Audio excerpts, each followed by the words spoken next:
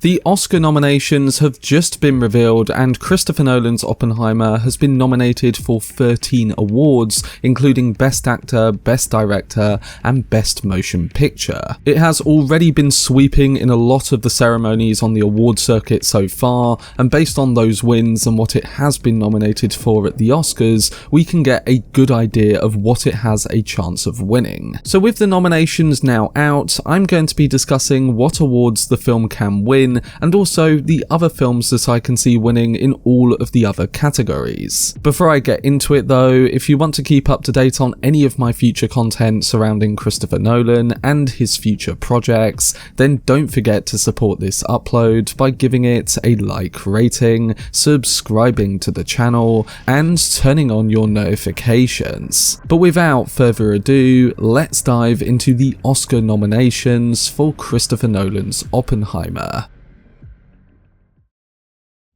So with the Oscar nominations now out, Oppenheimer has been recognised in a lot of the biggest categories. The film leads the way with 13 nominations, followed by Poor Things with 11, Killers of the Flower Moon with 10, and Barbie with 8. Of course, Christopher Nolan's film has been dominating the award circuit over the last few months, and it's already won Best Director and Picture at both the Golden Globes and the Critics' Choice Awards. We've still got two of the big award ceremonies to go before the Oscars in both the BAFTAs and the SAG Awards, so momentum could change in the time ahead. But right now, the Oscar nominations point to Oppenheimer getting the same kind of love across the board, picking off nods in the big categories, and also a lot of the technical categories too.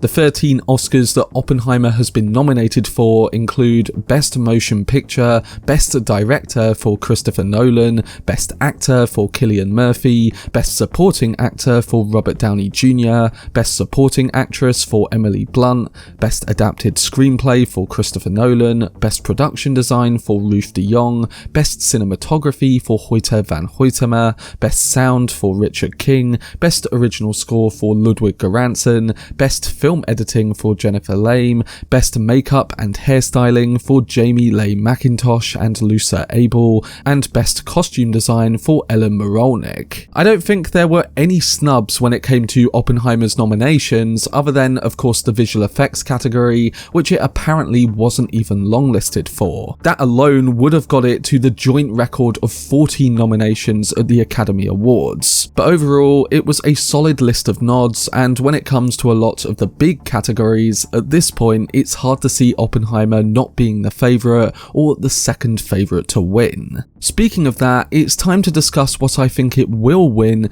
giving you my final updated predictions for Oppenheimer on Oscar night. I'm going to list the 9 categories I think it will win, and then out of those 9 awards, predict the ones I think it will likely win and the few that it's got a good chance in, but it might not. The record for wins at the Academy Awards is 11, shared by Titanic, Lord of the Rings, Return of the King, and Ben-Hur. And the last film to win 9 Oscars was The English Patient back in 1996. The closest to that was Slumdog Millionaire with 8 wins in 2008, and then just behind that is Everything Everywhere All at Once with 7 wins from last year. So the 9 Oscars I've put as predictions for Oppenheimer to win are Best Picture, Best Director, Best Actor, Best Supporting Actor, Best Adapted Screenplay, Best Original Score, Best Sound, Best Film Editing, and Best Cinematography. Out of those 9 potential wins that I've put it down for,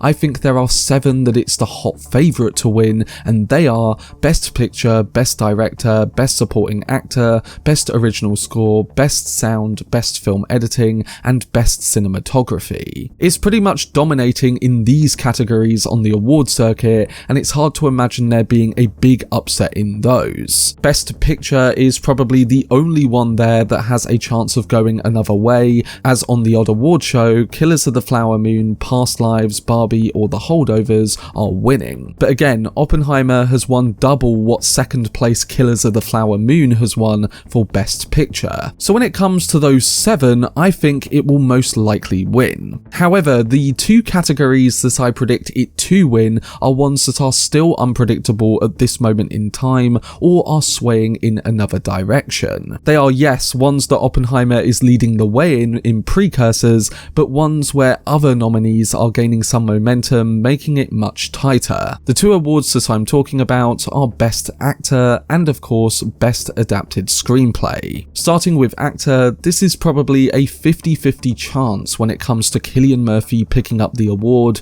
as while he is a bit ahead in the precursor, recent awards have gone to Paul Giamatti for The Holdovers. Out of the 2 big award shows so far, 1 Best Actor has gone to Cillian Murphy at the Golden Globes, and 2 have gone to Giamatti at both the Golden Globes for comedy and then the Critics' Choice. I think the BAFTAs will favour Cillian, but I'm unsure about the SAG, so at this moment in time, I think it comes down to whoever wins at the SAG Awards. If Giamatti continues his recent momentum, then he probably will win the Oscar, but I'm still holding on to a Cillian win, as he has been coming out on top in most of the award shows so far. And when it comes to Best Adapted Screenplay, I think this is going to be an interesting one, because yes, while Oppenheimer is leading the way in that category, there is still the chance that, like in more recent Oscar history, there could be an upset. Also, I'm finding that a lot of different films are winning in this category throughout the awards circuit, so it is quite unpredictable to know which way they'll go. Currently, I've put Oppenheimer down to win Adapted Screenplay because it is leading the precursor, but if you know the Oscars, they tend to surprise us in some of these tighter categories. So out of those 2, the ones it might win, I think Best Picture is definitely the bigger chance of happening. Regardless of it missing out on 1 or 2 of these awards, with it likely winning an acting award, a director award, and loads of technical awards too, that could mean that it does get the advantage in the Best Picture race. But overall, I'm going to stick with my predictions of 9 wins for Christopher Nolan's film at the Oscars, and even if there's an upset in 1 or 2 of the categories, I think it's still going to end up with a lot of wins across the board.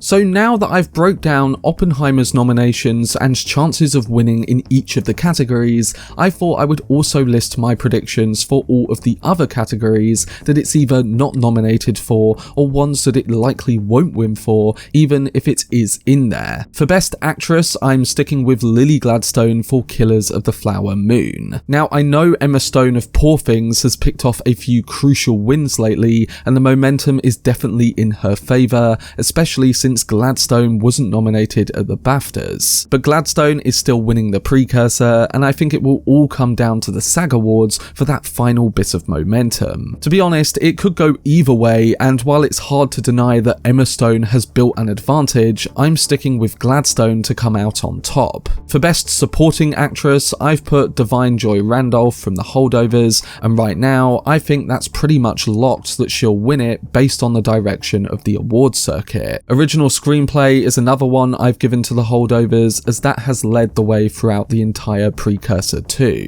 Animated Film I've given to Spider-Man Across the Spider-Verse, but I will say that The Boy and the Heron has a good outside chance of winning here too. International Film I've given to The Zone of Interest, and Best Visual Effects I'm predicting that The Creator will come out on top. Again, it is a shame that Oppenheimer didn't get a nomination here because it has won a few big visual effects awards like the Critics' Choice. But the debate over it not being there could take up a whole separate video, and because it wasn't on the Oscars long list for that category, we all knew it wasn't going to get a nomination anyway. Moving on, Original Song, Costume Design, and Production Design I've put down as wins for Barbie. I think it's pretty much locked that it's winning in those categories, and while I don't think it will win any of the bigger awards on the night, it's still good to see it get recognised across the nominations. And finally, for makeup and hairstyling, my favourite lies with Poor Things, which I did watch the other day and really enjoyed some of the craft and work put into that film. For all the documentary and short film categories, I've put down the favourites, as I'm yet to see the nominated films in those categories. But that wraps up my predictions for the Oscars based on today's revealed nominations, and while I think Oppenheimer will dominate the winners list too,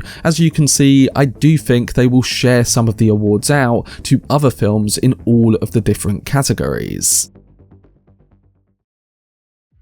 But that was my video breaking down the Oscar nominations for Christopher Nolan's Oppenheimer. Like I said in a previous video, I really think that this is Christopher Nolan's year, and based on everything that's happened on the award circuit thus far, it looks like his latest film Oppenheimer is going to be winning big in a lot of the different categories. We'll have to see what happens and whether it wins big, and I will definitely be covering the Oscars when it takes place this March. But what do you think about the nominations for the Oscars, and what awards do you think Oppenheimer can win on the night? Let me know down below in the comment section. For much more videos and updates on the work of Christopher Nolan, then subscribe to the channel and turn on your notifications. Also, if you enjoyed this video, remember to leave a like rating and follow me on social media via the links in the description. But anyway, I hope you guys enjoyed it. I've been Cortex, and as always, make some noise.